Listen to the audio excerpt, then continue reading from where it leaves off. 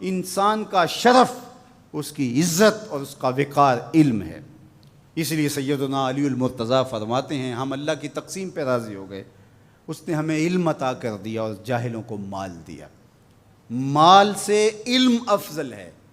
حضرت عبداللہ ابن عباس رضی اللہ تعالیٰ عنہ فرماتے ہیں، ابن عساکر نے اپنی تاریخ میں لکھا کہ حضرت سلیمان علیہ السلام کو اختیار دیا گیا، چاہے مال لے لو، چاہے سلطنت لے لو، چاہے علم لے لو۔ تو انہوں نے کہا مالک مجھے علم عطا کر دے، کہا اس کے صدقے مال اور سلطنت بھی عطا کر دیے۔ یہ علم کے پیچھے پیچھے چل کے آئیں گے۔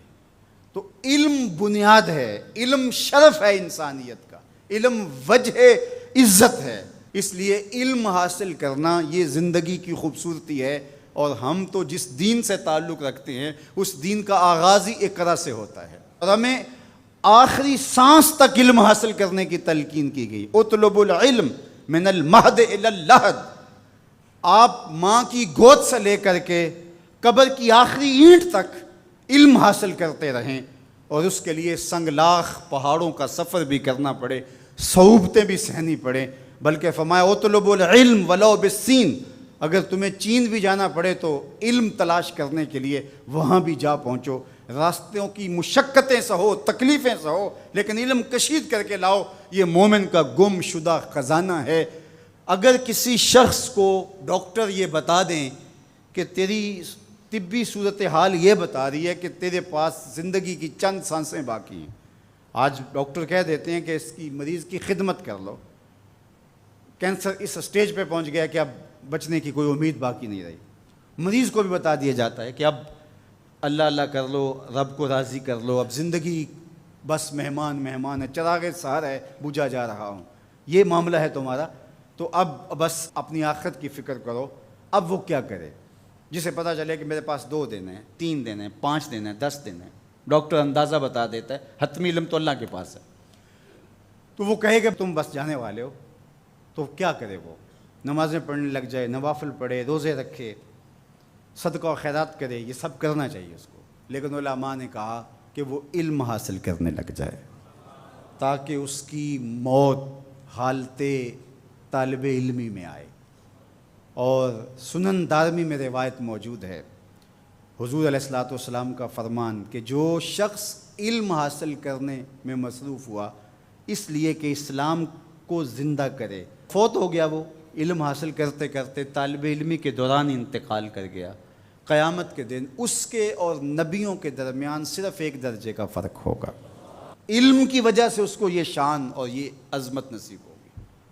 تمام علماء اس پہ متفق ہیں کہ علم عمل سے بہتر ہے، اس لیے کہ عمل صفت العبد ہے اور علم صفت اللہ ہے، صفت باری تعالیٰ ہے، صفت معبود ہے۔ معبود کی صفت عبد کی صفت سے افضل ہوتی ہے، تو علم جو ہے وہ افضل ہے عمل سے، عبادات سے۔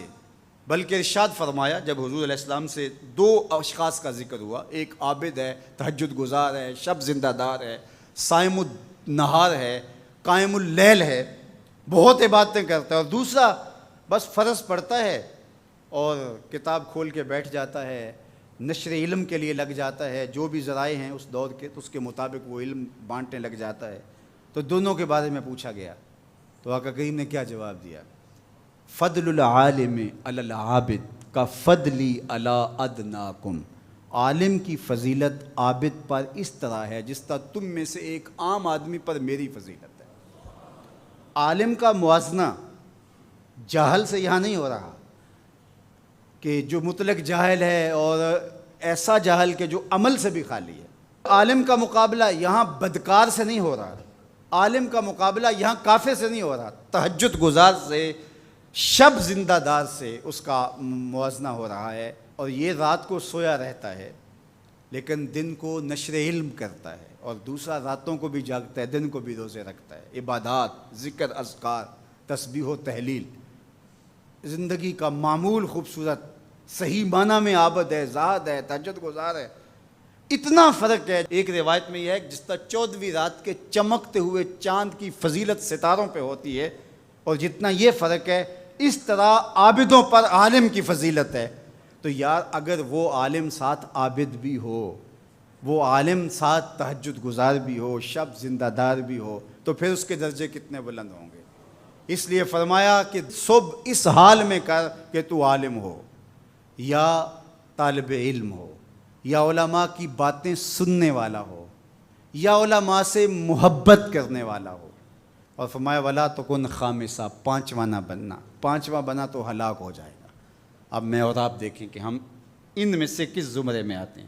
تو کہا یا خود عالم بن جا، یا علم سیکھنے والا بن جا، یا علماء کی بات سننے والا بن جا، یا ان کے ساتھ محبت کرنے والا بن جا۔ ولا تکن خامسہ، پانچواں نہ بننا۔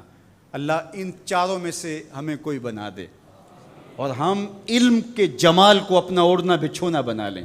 علم ہمارا حسن بن جائے، علم ہماری خوبصورتی بن جائے، اور علم ہماری زندگی کا وہ نور بن جائے کہ جس کی روشنی میں ہم تاریک راہوں میں بھی اجالے کریں، اور جدھر سے گزرتے جائیں نور پھیلتا چلا جائے۔